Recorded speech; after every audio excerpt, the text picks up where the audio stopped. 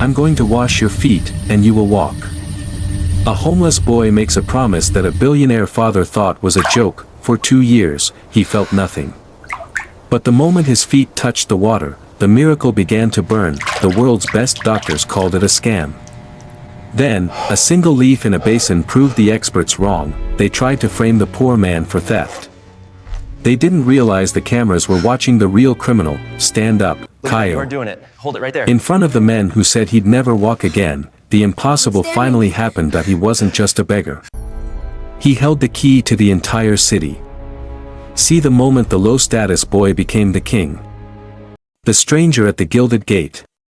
The silence inside the Noguera mansion was not the peaceful kind, it was heavy, medicinal, and suffocating. Marcelo Noguera, a man whose name was synonymous with steel and skyscrapers, stood in his second-floor sanctuary, a home office that felt more like a command center. Outside the reinforced glass, the neighborhood of Lagos Sol shimmered under a brutal afternoon sun. Here, the elite lived behind high walls and infrared sensors, shielded from the unpleasantries of the real world. But as Marcelo gripped the edge of his mahogany desk, his eyes weren't on his stock portfolio or the latest merger. They were fixed on a small, flickering movement at the edge of his property.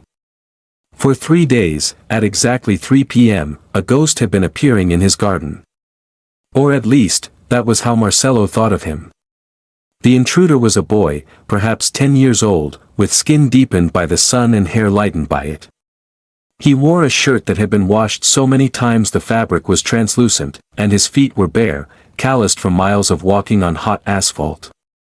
In his hands, he carried an object that looked utterly out of place in this world of Italian marble and smart tech, a battered, dented aluminum basin, its edges jagged and its surface dull. Marcelo watched, his heart doing a strange, frantic dance against his ribs, as the boy bypassed the state-of-the-art laser perimeter as if he were walking through a dream. He didn't run. He didn't hide. He walked with the quiet, terrifying confidence of someone who had been invited by God himself. Marcelo's hand moved toward the intercom to call the armed security detail that patrolled the perimeter, but he paused. The boy was heading toward the great oak. Beneath that ancient tree, sitting in the deep, cool shade, was Caio. At 12 years old, Caio should have been at soccer practice or arguing with friends over video games. Instead, he sat motionless in a $300,000 wheelchair, his legs draped in a cashmere throw that hid the atrophy. 2 years ago, Caio had climbed that very tree to rescue a stray kitten. A branch had snapped, a sound Marcelo still heard in his nightmares, and the world had ended. Since that day, the mansion had become a mausoleum. Caio didn't speak. He didn't cry. He simply stared at the horizon with eyes that looked 100 years old. Marcelo cracked the window, and the heavy humidity of Brasilia rushed in, carrying with it the faint scent of jasmine and the low, melodic voice of the boy on the grass. "I've been watching you from the street," the boy said, his voice surprisingly deep for his age. He didn't look at the wheelchair, he looked into Caio's soul. "You have the eyes of a bird trapped in a cage of wood and bone. But your feet, they aren't dead. They're just waiting for the right song." Marcelo felt a surge of indignation. Who was this child to speak of such things? The world's leading neurologists, men with more degrees than years of life, had stood in this very garden and pronounced Caio's condition irreversible. They had used words like permanent and complete. This boy was a charlatan, a beggar playing on the grief of a broken child. Marcelo prepared to storm downstairs and personally eject the intruder, but then he saw Caio's hand move. It was a tremor, a tiny twitch of the fingers on the armrest. For 2 years, Caio had been a statue. Now, his head turned slowly. His gaze met the boy's. "Who are you?" Caio whispered, his voice raspy from disuse. The boy smiled, and it was a smile that didn't belong to a child. It was ancient, knowing. "My name is Davi. I'm nobody. But my grandmother, she was someone.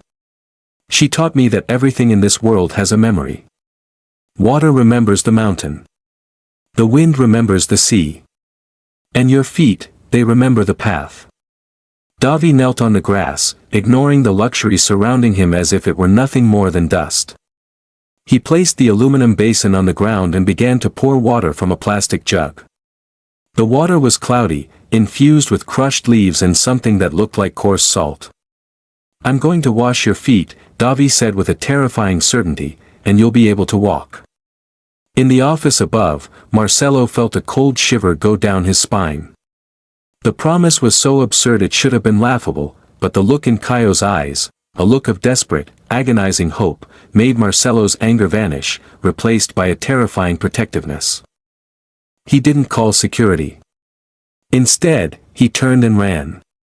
He sprinted down the marble stairs, past the portraits of his ancestors, past the silence of the dining hall, and burst through the French doors into the heat. "Stop right there!" Marcelo shouted, his voice echoing off the stone walls. Davi didn't flinch. He didn't even look up from the basin. He simply dipped a cloth into the water, the liquid shimmering with a strange, pearlescent quality.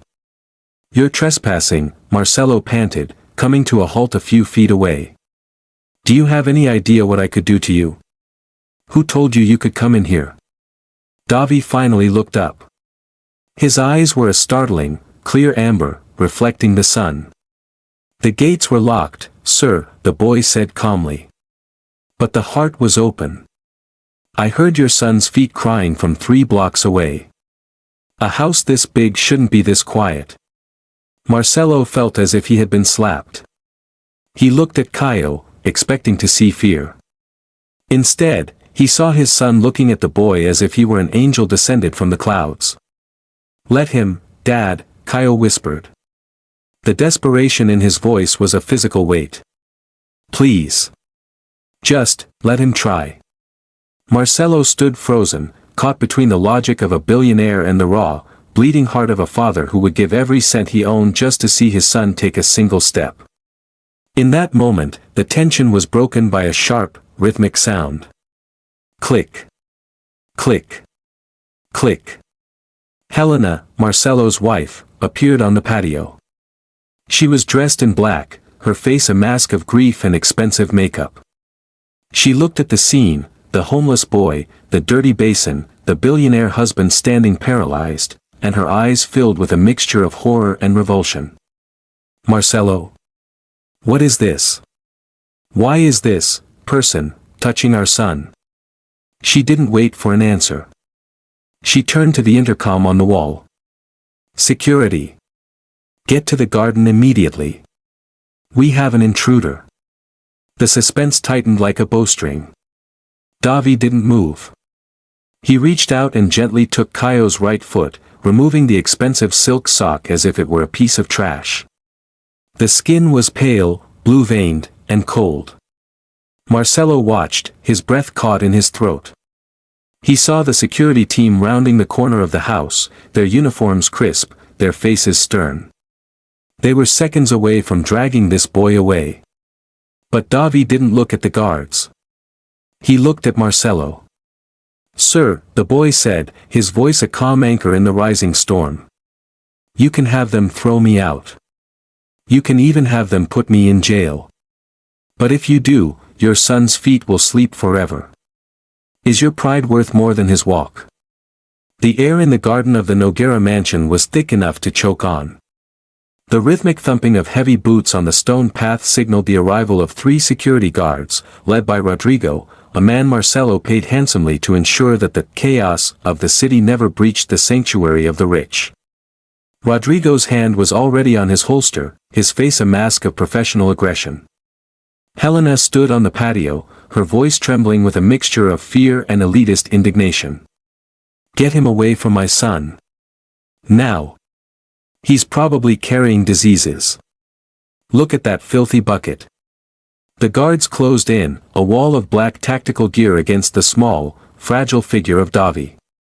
Marcelo saw the shadow of the guards fall over the boy, but Davi didn't flinch. He didn't even stop his preparations. He was carefully measuring the salt into the dented aluminum basin, his movements as precise as a chemist's. Marcelo felt a surge of conflicting instincts. Everything in his logical, business-oriented brain told him to let the guards take the boy. This was a liability. This was a stranger. This was madness. But then he looked at Kaio. Kaio's face, which had been a mask of gray apathy for 700 days, was suddenly flushed with color. His eyes, those hollow, haunted eyes, were fixed on Davi with a desperation so raw it made Marcelo's chest ache. "Stop!" Marcelo's voice boomed, surprising even himself. The guards froze. Rodrigo turned, his brow furrowed in confusion. "Sir," the lady said. "I heard what she said," Marcelo snapped, stepping between the guards and the boy. "But I'm the one who pays your salary, Rodrigo. Stand down. Get back to the perimeter. Now." Helena let out a sharp, horrified gasp. "Marcelo, have you lost your mind? Look at him.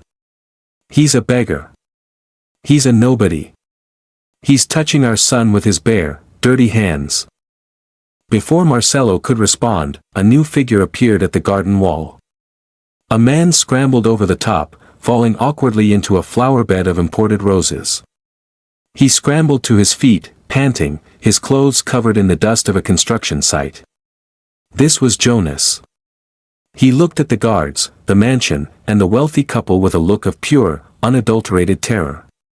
He saw his son, Davi, kneeling on the grass, and he ran forward, his hands held out in a pleading gesture. "Please. Don't hurt him," Jonas cried, his voice breaking. He was a tall man, but he seemed small in the presence of Marcelo's wealth. "He's just a boy. He doesn't understand. We'll leave, I promise. We'll never come back." Jonas grabbed Davi by the shoulders, trying to pull him away, but the boy remained rooted to the spot, his hands still hovering over the water in the basin. "Pai, no," Davi said, his voice a calm contrast to the chaos. "The boy under the tree, he's forgotten how to feel the earth. Grandma told me that if someone is forgotten, they wither. I can't leave him." Marcelo watched the interaction between the father and son. Jonas was clearly a man who had been beaten down by life, his knuckles were scarred, his shoes were held together by duct tape, and he smelled of sweat and cheap tobacco. He was the very definition of low status in Helena's eyes. But Marcelo saw something else. He saw the way Jonas looked at Davi, not with anger, but with a profound, fearful respect. It was the look of a man who knew he was raising a miracle and was terrified the world would crucify him for it. "Jonas, is it?" Marcelo asked, stepping forward. Jonas flinched, expecting a blow or a threat. "Yes, sir. Jonas Silva. I'm a laborer. I didn't mean for him to come in here. He saw your son through the fence and he hasn't stopped talking about him for 3 days. Your son says he can make my boy walk," Marcelo said, his voice dropping to a low, dangerous register. "Do you have any idea how many people have lied to us? How many specialists have taken our money and given us nothing? If this is a game, Jonas, if this is a scam, I will ensure you and your son never find a place to sleep in this city again." Jonas looked at the ground, his voice a whisper. "Davi doesn't lie, sir. He doesn't know how. My mother, she was a healer in the backlands. People called her a witch, and others called her a saint. She died in our arms 6 months ago, and the last thing she did was breathe into Davi's hands. I don't understand it myself. I'm just a man who moves bricks. But I've seen things, sir. Things I can't explain." A heavy silence fell over the garden. Even Helena had gone quiet, though her face was still twisted in a sneer of disbelief. Marcelo looked at Davi, who was now ignoring the adults entirely. The boy had finally dipped the cloth into the water. It wasn't just water anymore, the herbs and salt had turned it a deep, resonant amber. He lifted Kaio's foot, a foot that hadn't felt the touch of grass in 2 years, and lowered it into the basin. The moment the skin hit the water, Kaio's body jolted. His back arched, and a low, guttural sound escaped his throat. Helena screamed, rushing forward. He's hurting him. Marcelo, do something. But Marcelo stayed her hand. He saw Caio's face. It wasn't pain. It was shock. It's hot, Caio gasped, his eyes wide. The water isn't hot, Caio, Davi said softly, his hands moving in slow, circular motions over the boy's ankles. The water is the temperature of the room. The heat you feel is your own blood. It's been hiding in your heart because it forgot the way to your toes. I'm just showing it the map. Marcelo felt the hair on his arms stand up. He looked at the basin. The water was swirling, almost as if it were boiling, yet no steam rose from it. Davi began to whistle that same low, haunting tune, a melody that seemed to hum in the very air around them. The security guards, once aggressive, now stood back, their hats in their hands, drawn in by a power they couldn't name. What do you feel now? Davi asked. Caio was crying now, the tears streaming down his face and dripping onto his silk shirt. It feels like pins and needles. Like my legs are full of stars. It hurts, but it's a good hurt. It's like they're waking up after a long, long sleep. Helena collapsed onto the stone bench, her hand over her mouth. She looked at Jonas, the peasant she had just tried to have arrested, and then at Davi. For the first time in 2 years, the clinical, cold reality of their lives had been shattered by something they couldn't buy. You have 15 minutes, Marcelo said, his voice cracking with an emotion he hadn't felt since before the accident. And Jonas, stay. Rodrigo, go to the kitchen. Bring this man some water and something to eat. And tell the chef to prepare a meal for the boy. Jonas looked at Marcelo with a gratitude so deep it was painful to witness. Thank you, sir. But Davi, he won't eat until the work is done. That's how his grandmother was. The work comes first. As Davi continued his ritual, the sun began to set, painting the sky in bruises of purple and gold. Marcelo stood there, a man who owned half the city, feeling smaller than he ever had in his life. He was starting to realize that the boy in the tattered shirt wasn't the one who needed saving. It was the family behind the gilded gates, the ghost of the Backlands. The ritual in the garden had ended, but the silence that followed was different from the heavy, tomb-like quiet that usually ruled the Noguera mansion. It was a silence charged with electricity. As Davi and Jonas were escorted out, this time through the front gate, under Marcelo's watchful eye, Caio remained under the oak tree. For the first time in 2 years, he refused to be wheeled back inside immediately. He stared at his feet, his chest heaving with the effort of processing the stars that were still dancing under his skin. Inside the house, a storm was brewing. Helena paced the length of the living room, her silk heels clicking like a ticking clock. It's a trick, Marcelo. It has to be, she whispered, her voice a mix of hope and terror. He's a child. A child from the streets. How can he do what the best surgeons in the world couldn't? If we let Caio believe this, and then it fails, it will kill him. It will kill all of us. Marcelo stood by the fireplace, looking at his own hands. I saw the color return to his toes, Helena. I haven't seen that in 24 months. That boy. Davi, he has something that doesn't show up on an MRI.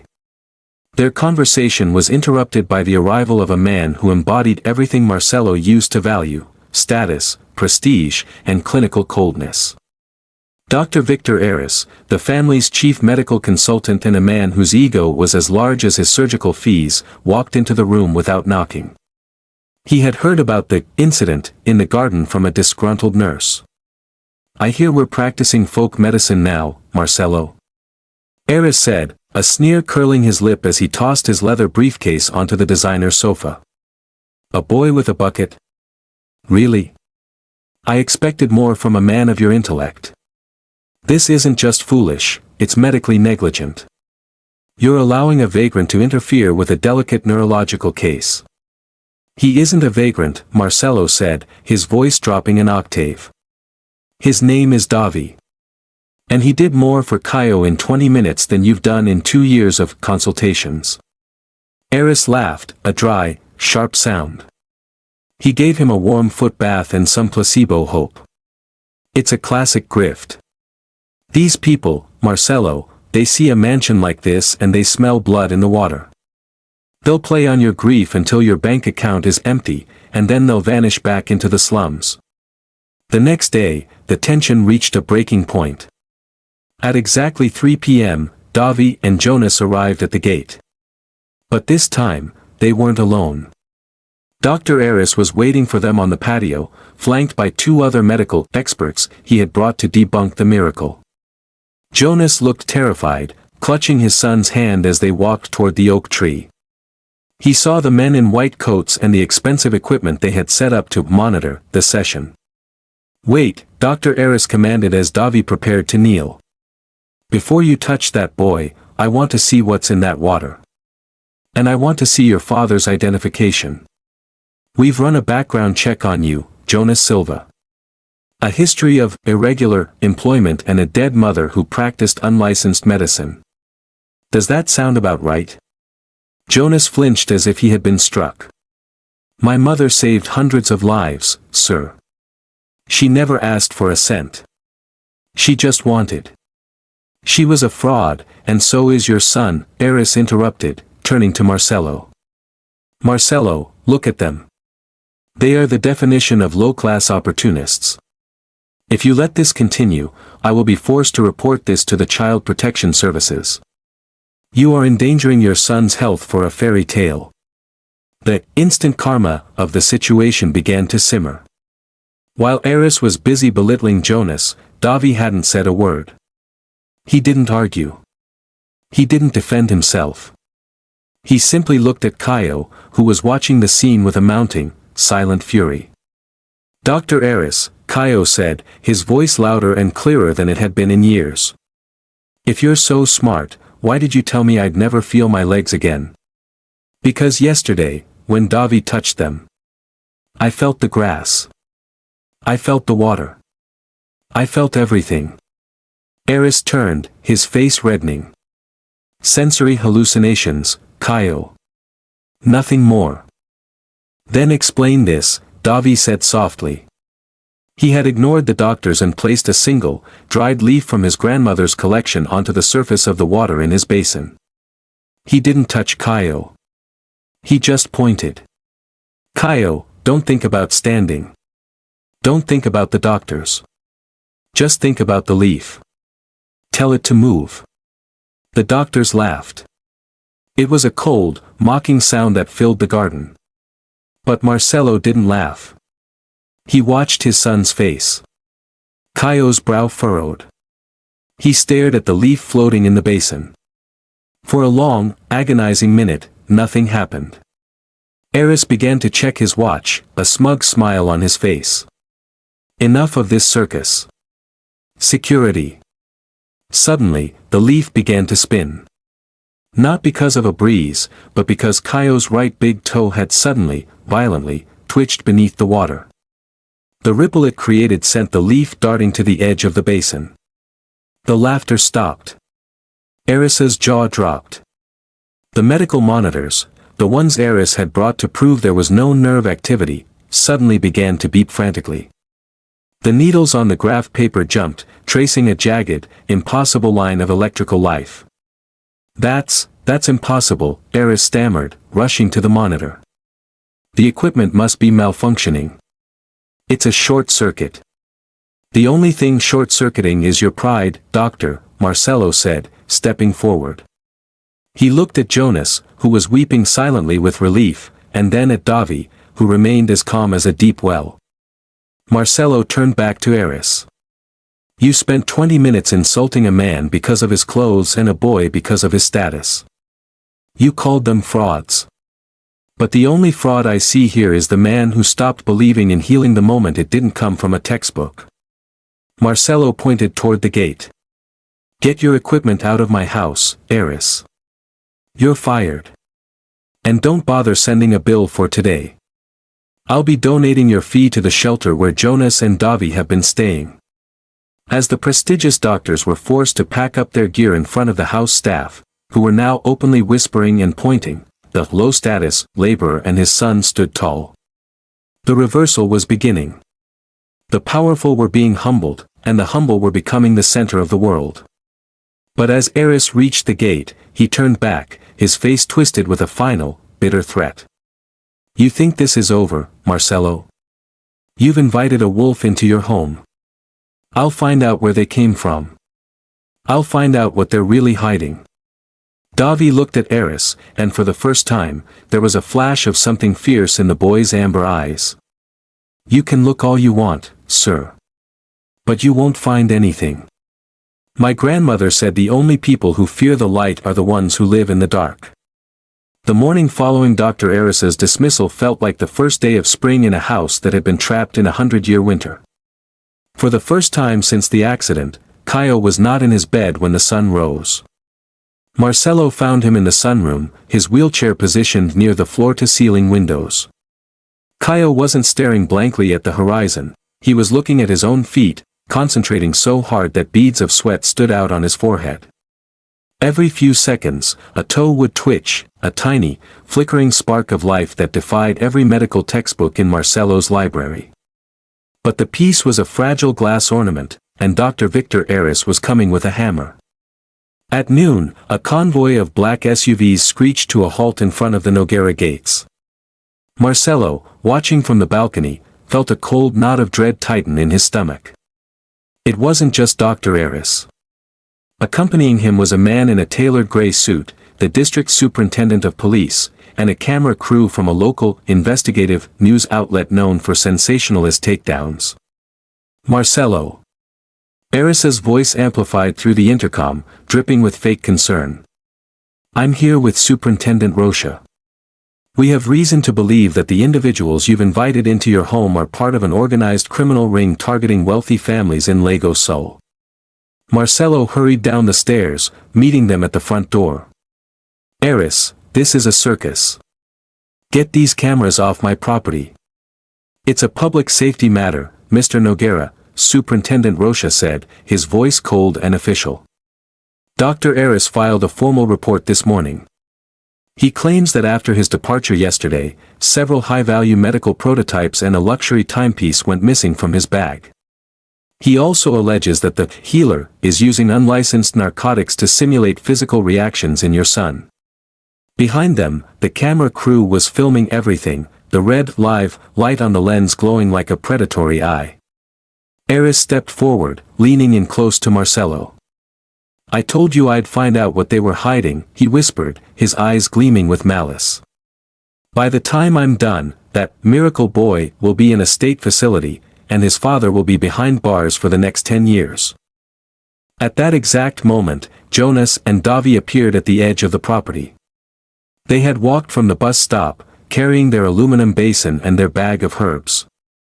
Seeing the police and the cameras, Jonas stopped, his face draining of all color. He tried to turn back, the instinct of a man who had spent his life being blamed for things he didn't do kicking in. "There they are!" Eris shouted, pointing a manicured finger. "The thieves! Officers, search that bag." The scene was chaotic and heartbreaking. Two officers intercepted Jonas and Davi, forcing the man against the police vehicle.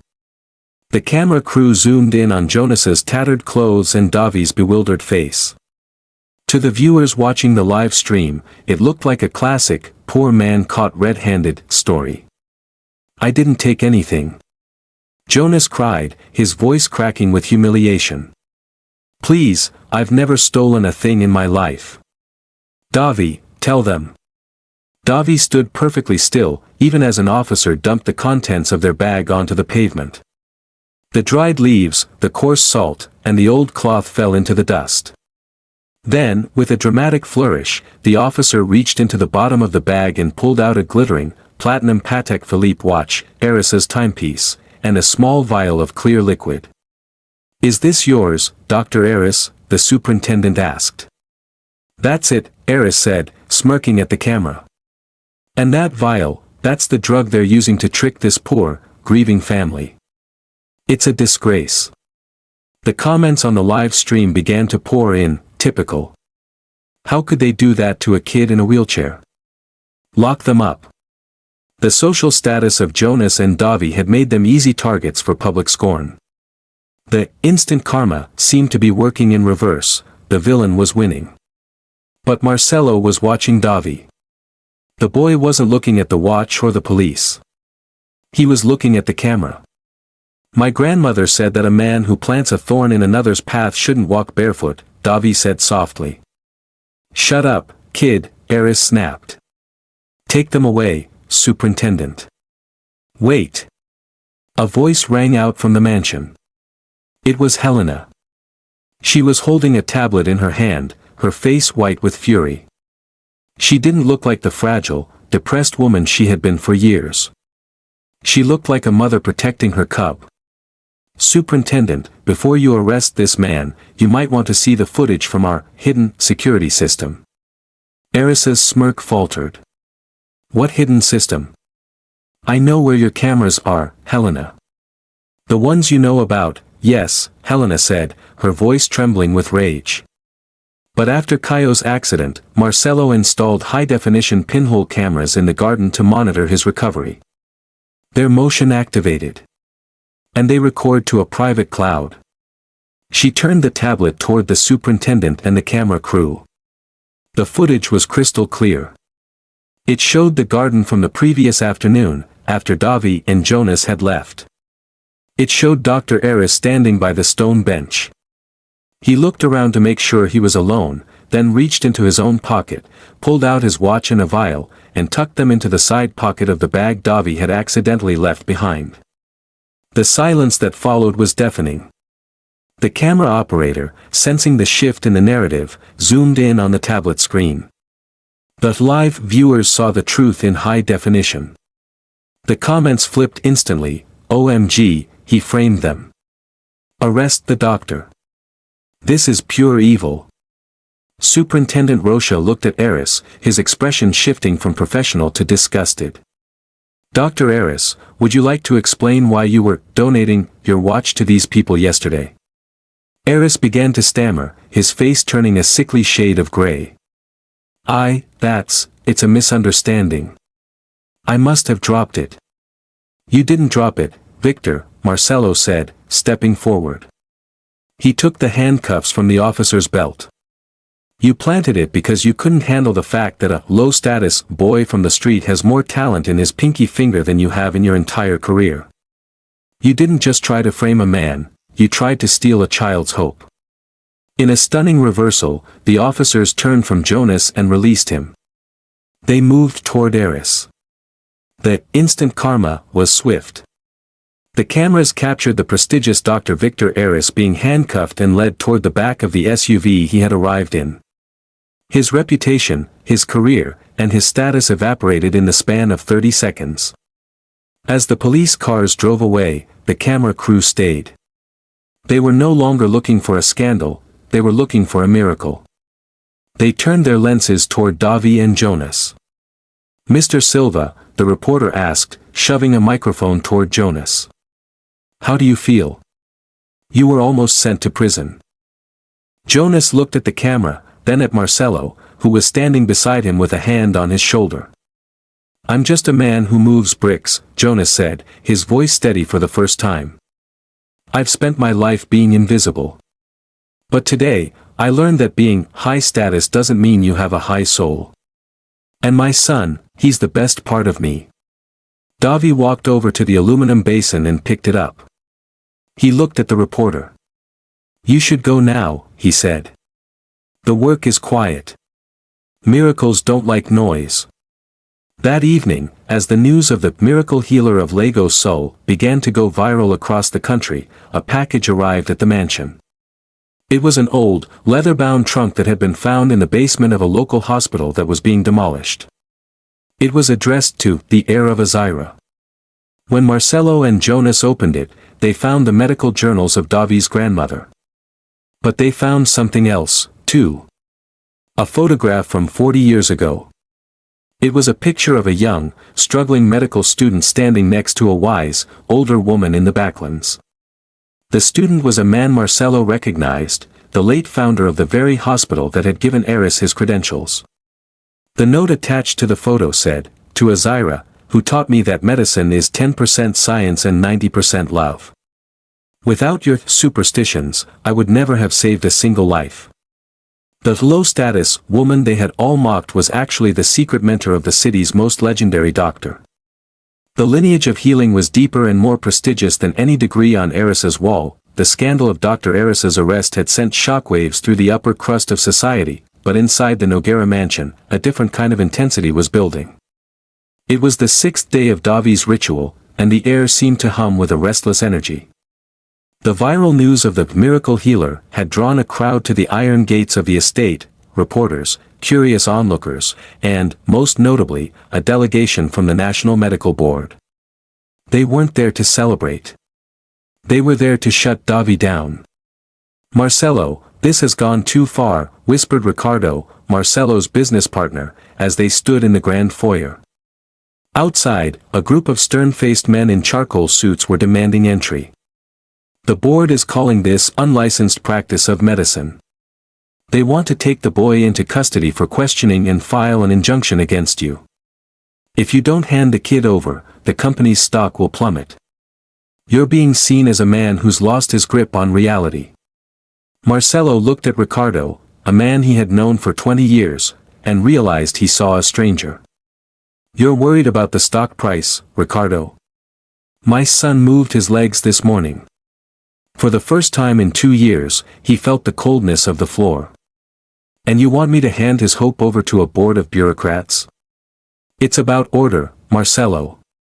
It's about status." Ricardo hissed. "You're making us look like fools, following the lead of a man who sleeps in a shelter and a boy who washes feet." "Then let them in," Marcelo said, his voice terrifyingly calm. "Let them all in. If they want a show, I'll give them the truth." The gates were opened.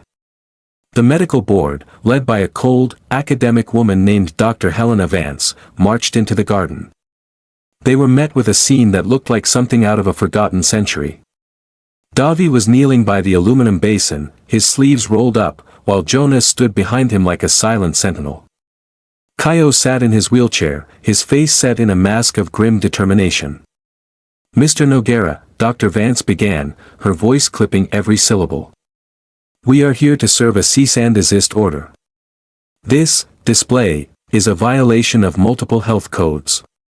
You are exploiting a minor and endangering your son with unverified, mystical procedures.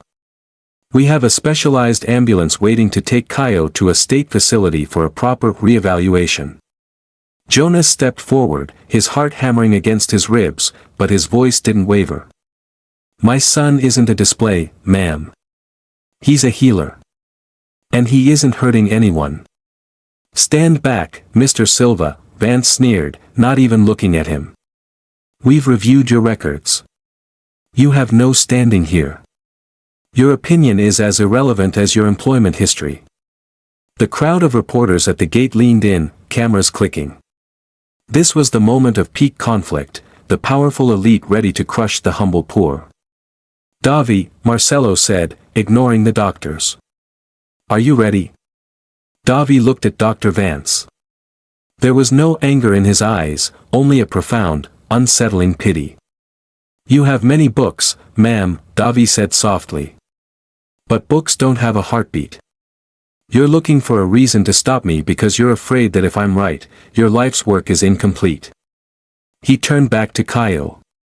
"The water is ready, Caio. But today, we don't use the basin. Today, you walk to the water." A collective gasp went up from the crowd. Dr. Vance let out a sharp, mocking laugh. "Walk? The boy has a complete spinal severance. It is physiologically impossible. If you attempt to force him to stand, you will cause permanent skeletal damage." "He isn't forcing me," Caio said. He gripped the armrests of his wheelchair. His knuckles were white. His jaw was clenched so hard it looked like stone. Slowly, agonizingly, Caio began to slide forward. Marcelo reached out to help, but Davi shook his head. No. He has to remember the weight of his own soul. The silence in the garden was so absolute that you could hear the rustle of the leaves in the great oak. Kaio's feet, those pale, thin feet that had been dead to the world, touched the grass.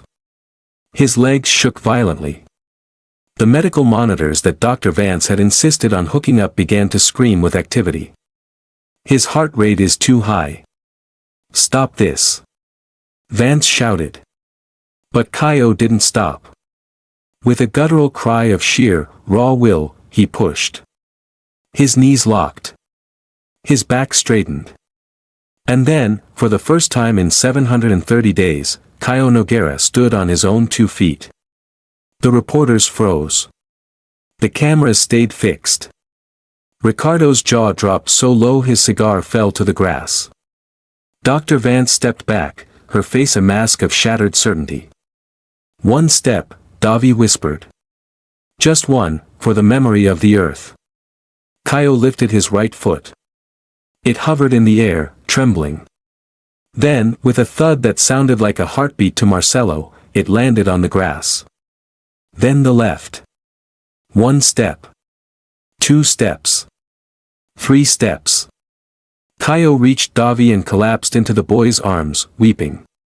Davi didn't fall, he caught the older boy with a strength that seemed to come from the ground itself. The instant karma hit the medical board like a physical blow. The reporters weren't asking about health codes anymore, they were shouting questions about the miracle of Lego Soul. The low-status, laborer's son had just done the impossible in front of the world. Marcelo walked over to Dr. Vance, who was staring at the monitors in disbelief. "The physiologically impossible just happened, doctor," Marcelo said. "I believe your cease and desist is now a historical curiosity. My lawyers will be in touch about the harassment of my guests." He then turned to Jonas. In front of the rolling cameras and the elite of the city, Marcelo did something that shocked everyone. He bowed his head to the laborer. "Jonas," Marcelo said, his voice carrying over the crowd. "My company is opening a new division, a holistic recovery center. We've been looking for a director of patient advocacy. Someone who understands that people are more than their injuries. Someone with integrity that can't be bought. The salary is 10 times what Eris was making. Will you take the job?" Jonas looked at his son, then at the man who had finally seen him. The man who moved bricks was now the man who would help rebuild lives. "I will, sir," Jonas said, his voice thick with emotion. "As long as Davi can have his own garden there." But as the celebration began, Davi looked toward the gate. He saw a dark car idling in the distance, the same car that had been following them. The turnaround was almost complete, but one final shadow remained. The news of Kaio's first steps had transformed the Noguera mansion from a private sanctuary into the center of a national phenomenon. But as the sun set on the day of the miracle, the atmosphere inside the house was far from celebratory. Marcelo's business partner, Ricardo, had spent the last hour on the phone with the board of directors, orchestrating a final, desperate coup. He viewed Marcelo's association with Jonas and Davi not as a miracle, but as a liability, a crack in the high-status armor they had built their empire upon.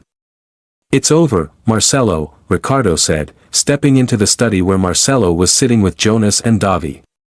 Ricardo was accompanied by a stern-faced man in a military uniform, the State Secretary of Immigration and Social Order. "You've turned our brand into a circus. I've just triggered the morality clause in our partnership agreement. As of this moment, you are being removed as CEO. And as for your guests." Ricardo looked at Jonas with a sneer of pure poison. "We've done a deeper dive into your history, Mr. Silva. It seems you didn't just move bricks in the backlands. There's an outstanding warrant for the misappropriation of historical property related to your mother's estate. And since you have no permanent address, the secretary here is authorized to take Davi into state custody for evaluation while you are detained." Jonas stood up, his body trembling, not with fear, but with the exhaustion of a man who had been hounded his entire life. "My mother didn't misappropriate anything. She was protecting the sacred items of our people. Details for a judge, the secretary barked. Officers, take the boy. As the guards moved toward Davi, Kaio, still leaning against the doorframe, standing on his own 2 feet, let out a shout. Don't you touch him. He saved me. He tricked you, Kaio, Ricardo said smoothly. Now, get back in your chair before you hurt yourself and we have to sue this man for even more. But Davi didn't run. He didn't hide behind his father. He walked toward the secretary, his amber eyes glowing with an intensity that seemed to dim the electric lights of the room. From his tattered pocket, he pulled out a small, tarnished silver coin, an ancient piece of currency that looked like it belonged in a museum. You're looking for the historical property, sir?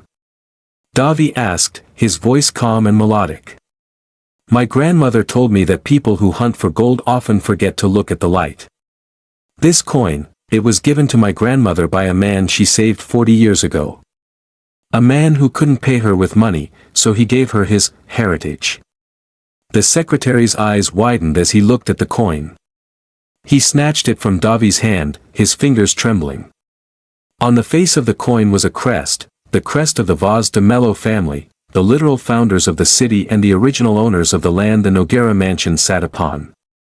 Where did you get this? The secretary whispered, his voice suddenly stripped of its authority. The man she saved was Thomas Vaz de Mello, Jonas said, his voice rising with a newfound dignity. He was the disgraced heir who went to the Backlands to die in peace. My mother healed him, and before he passed, he left her his lineage. He had no children of his own. He made my mother the legal executor of the Vaz de Mello estate. We didn't misappropriate the property, Ricardo. We own it. The room went deathly silent. Ricardo's face turned a translucent shade of white. If what Jonas was saying was true, and the ancient coin in the secretary's hand was proof, then the very ground they were standing on didn't belong to the Noguera Corporation. It belonged to the low-status laborer they had spent the week humiliating. The instant karma was a tidal wave. The secretary, realizing he was about to arrest the legal heir of the city's founding family, stepped back and saluted. My apologies, Mr. Silva. We were misinformed by Mr. Ricardo. Marcelo let out a bark of laughter, a sound of pure, liberated joy. Well, Ricardo. It seems the morality clause works both ways. You tried to seize my company based on a lie. But since Jonas is the executor of this land, and I hold the lease, I think it's time we talk about your removal from the board. Ricardo tried to speak, but no words came out.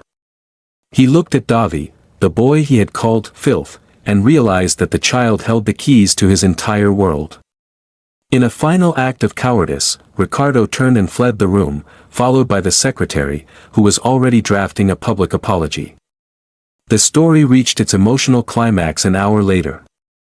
The gates of the mansion were opened wide, and the crowd of reporters was still there. But this time, they weren't looking for a scandal. Marcelo, Helena, and Kaio walked out onto the front steps. And between them, holding their hands, were Jonas and Davi. Kaio wasn't in a wheelchair. He was walking, slowly, with a cane made of the same oak wood from the garden, but he was walking. Today, Marcelo told the cameras, his voice breaking with emotion, we didn't just witness a medical miracle. We witnessed a moral one. We spent 2 years looking for a cure in laboratories and bank vaults, but we found it in a basin of water and the heart of a boy the world had forgotten. He turned to Jonas. Jonas, the Vaz de Mello estate will be restored. But I want to ask you one more thing. Not as a business partner, but as a father. Will you stay here? Will you help us turn this house into a home for everyone who has been told they are low status? Jonas looked at Davi. The boy was looking at the great oak, where a bird was finally taking flight from the highest branch. We've spent a long time running, sir, Jonas said. I think it's time we put down some roots. The video ends with a powerful montage, Dr. Eris in a gray jumpsuit, cleaning a hospital floor as part of his court-ordered community service, instant karma, Ricardo sitting alone in a small apartment, his luxury cars repossessed, and finally, a shot of the new Azira Healing Center. In the final scene, Kaio and Davi are seen kicking a soccer ball back and forth on the grass of the mansion. Kaio stumbles, but he doesn't fall. Davi catches him, and they both laugh, a sound that fills the garden and finally erases the silence of the past 2 years.